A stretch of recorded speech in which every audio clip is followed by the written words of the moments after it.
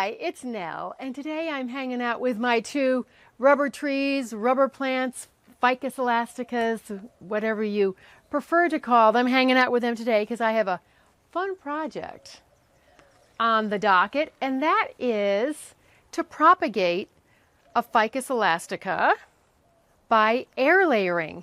It's a great way to propagate this plant, so stick around and see how I do it.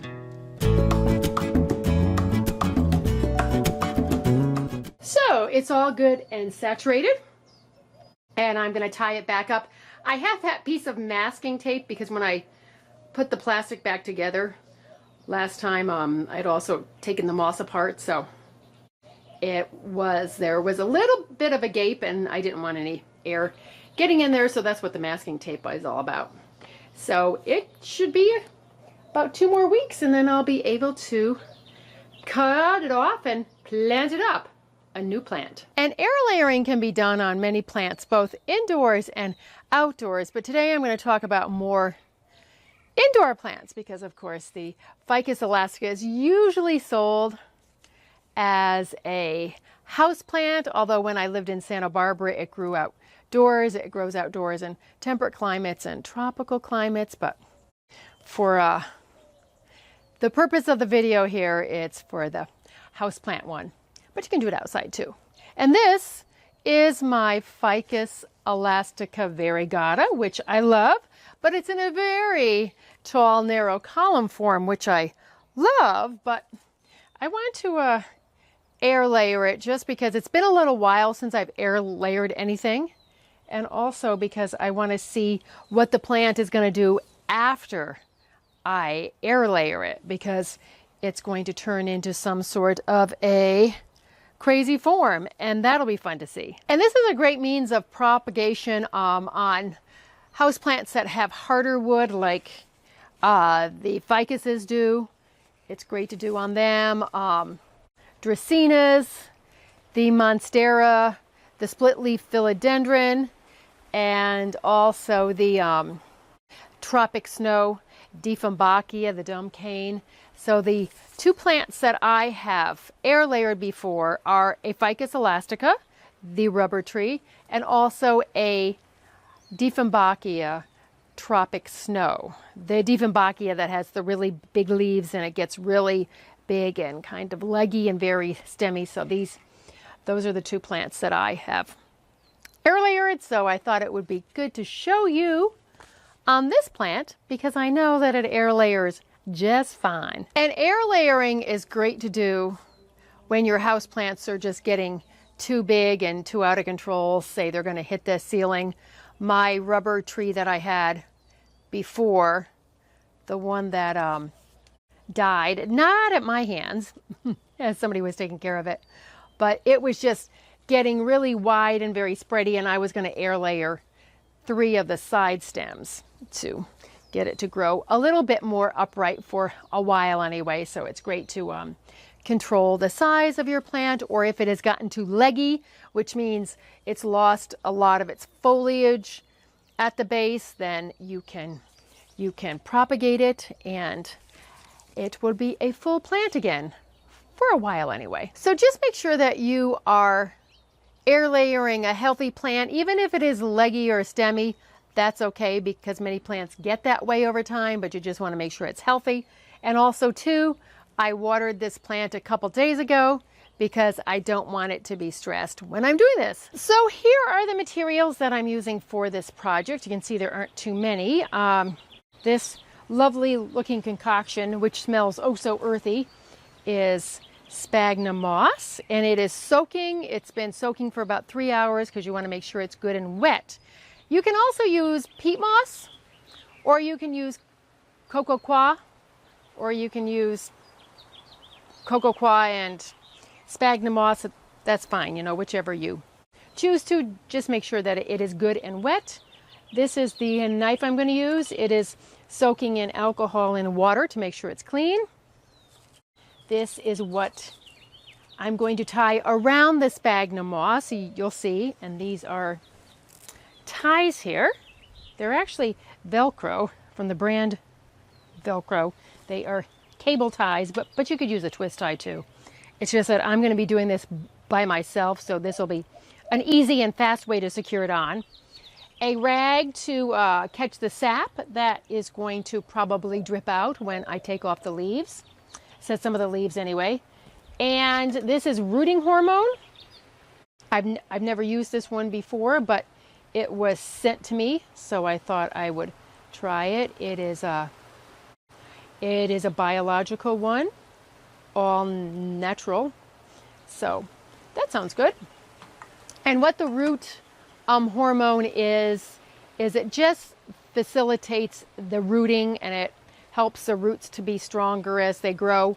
I've done it without, and it's been okay too, but most people recommend that you do use it, so the choice is yours. Okay, so the plant is here under the patio umbrella, and I'm going to take it down. Here's where the stem really starts about here. This is really soft.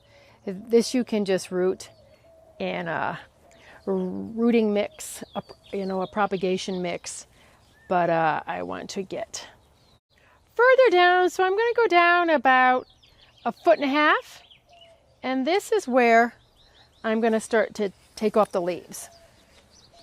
But I want to get my rag. Oops, see, because here it comes. Oops. Okay, so I zoomed on in so hopefully you can see better. And there's some sap coming out right there. So that is what the rag is for, especially if you're doing it in the house. This is pretty darn sticky. Okay, that stopped after about 45 seconds. So I'm going to take off this one back here. Oops.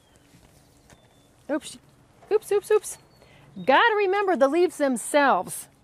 The leaves themselves also drip.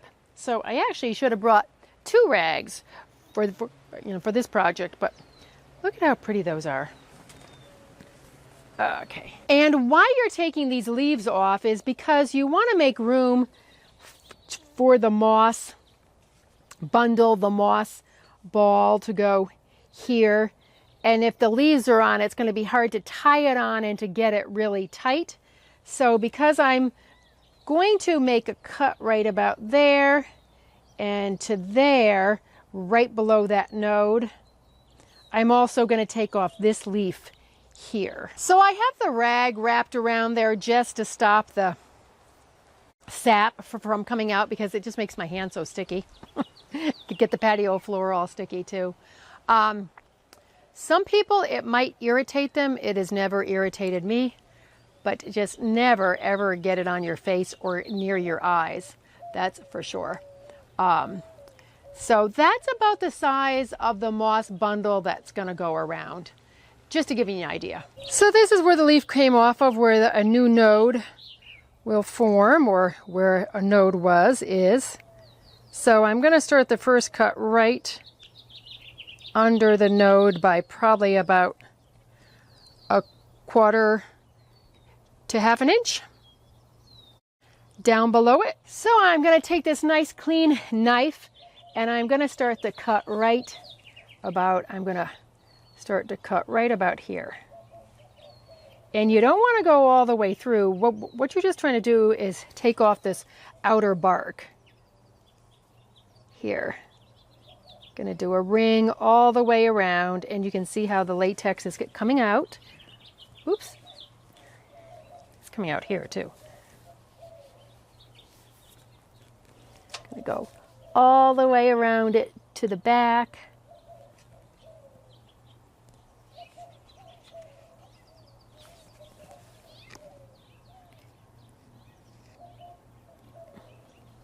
And I'm applying a little pressure, but not too much.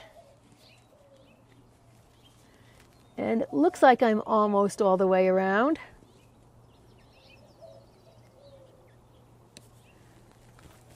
And we'll see if that was deep enough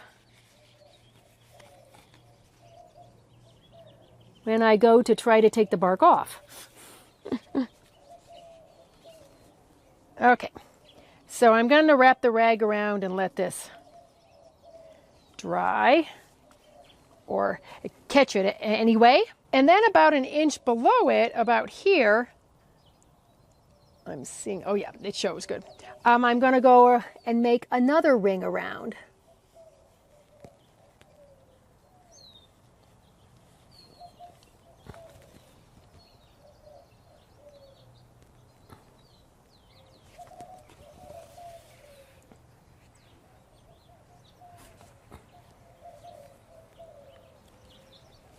Just going to catch some of that sap so I can see what I'm doing.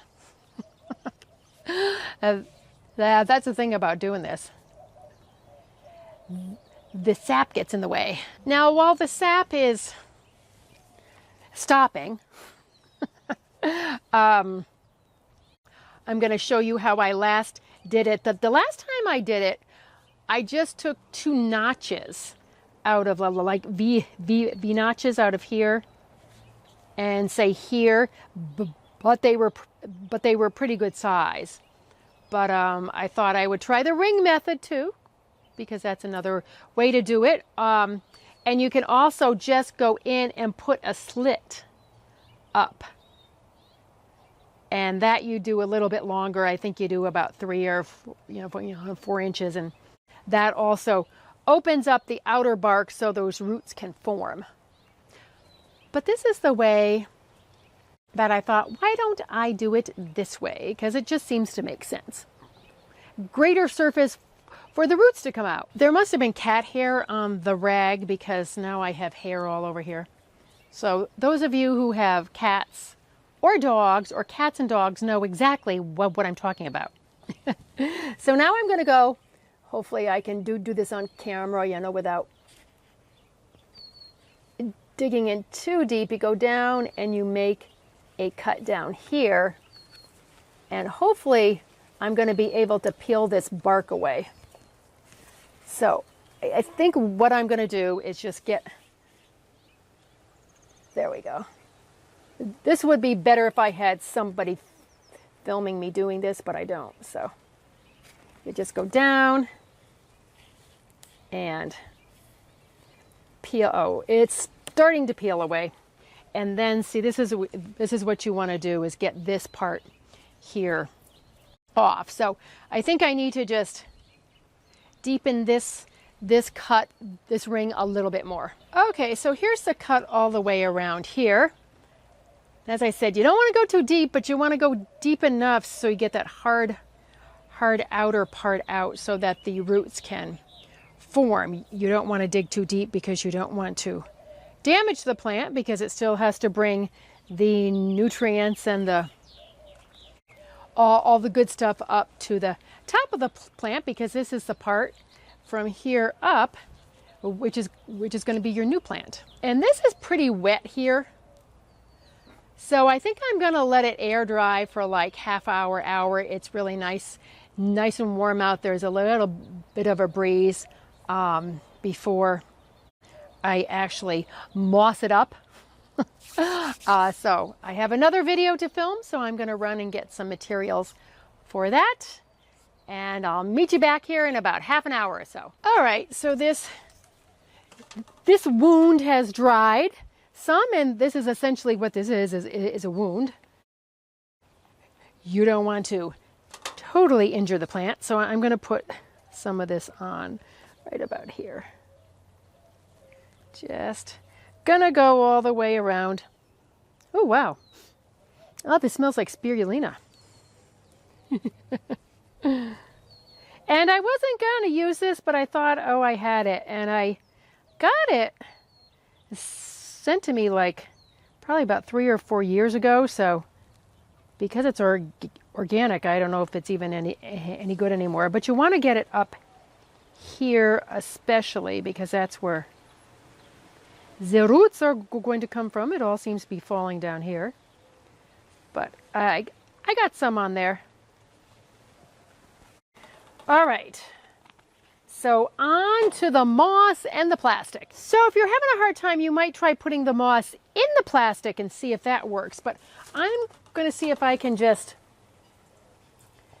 do the moss around it. You just want to make a ball. this nice wet moss. I might end up doing the method I was just talking about, and you want to completely cover it with the nice wet moss, just like that. Nice and wet. Okay, so here's the bag, and I'm gonna put it around really tight because you want to make it as airtight as you can because you want this moss to stay nice and wet.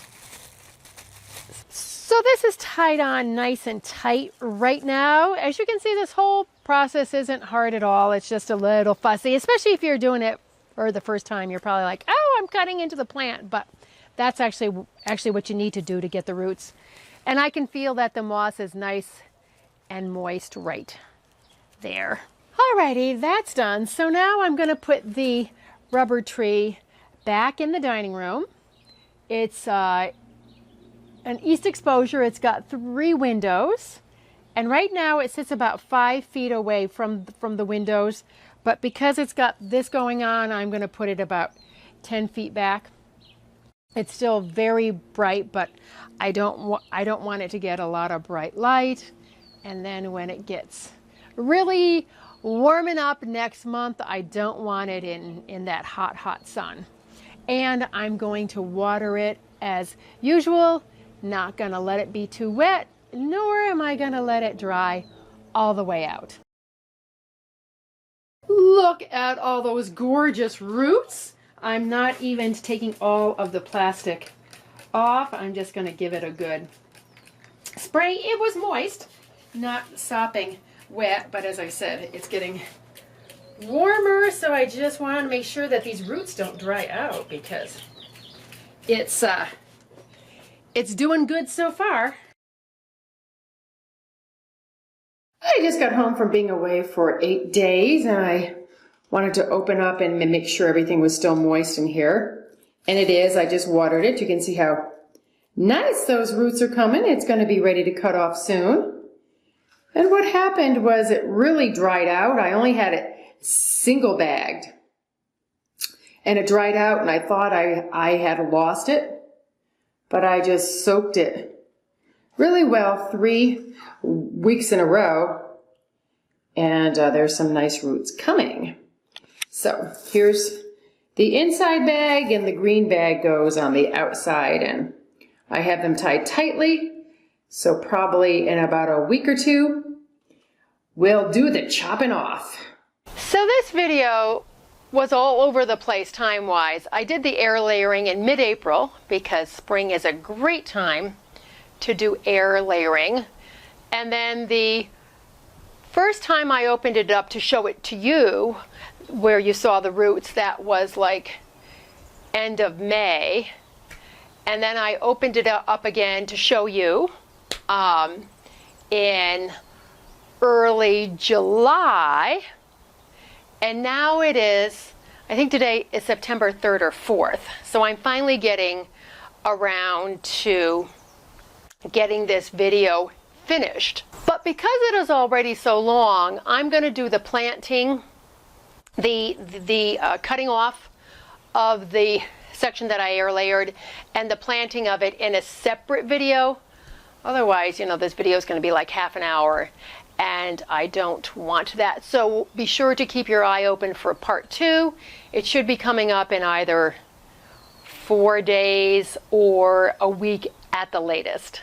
So in terms of how I maintained the air layering itself, I opened it up to spray it every week, and then I would tie it back up. But then it got a lot warmer, because I'm here in Tucson in the desert. It's very hot in the summer, and I travel a lot during the summer, and it really dried out once when I was gone. So I thought I had lost it, as I said, but I re-wet it, and I would take a watering can. I have a watering can with a long, very narrow, skinny neck, and I would just pour it over the moss. And then the roots started to merge again, and then I ended up double bagging it, you know, for the summer. So I have been watering it, opening it up, and watering it every month every week to make sure it stays moist. And as I said at the beginning, there will be more details in the blog post that goes along with this. The link will be down below, and I've also done a video on Ficus Elastica care. The link to that will be down below also. And stay tuned for part 2 on this video. So I hope you have found this video about air layering a Ficus Elastica, a rubber tree, a rubber plant, to be helpful. As I said, it also works for other house plants too. And I have a lot more videos coming your way, so stay tuned for those. I thank you for all your likes and your subscribes. I really appreciate them. Now let's get out in the garden or into our indoor gardens and make our worlds a more beautiful place. As always, I thank you so much for watching, and it is about time to wrap this video up right now.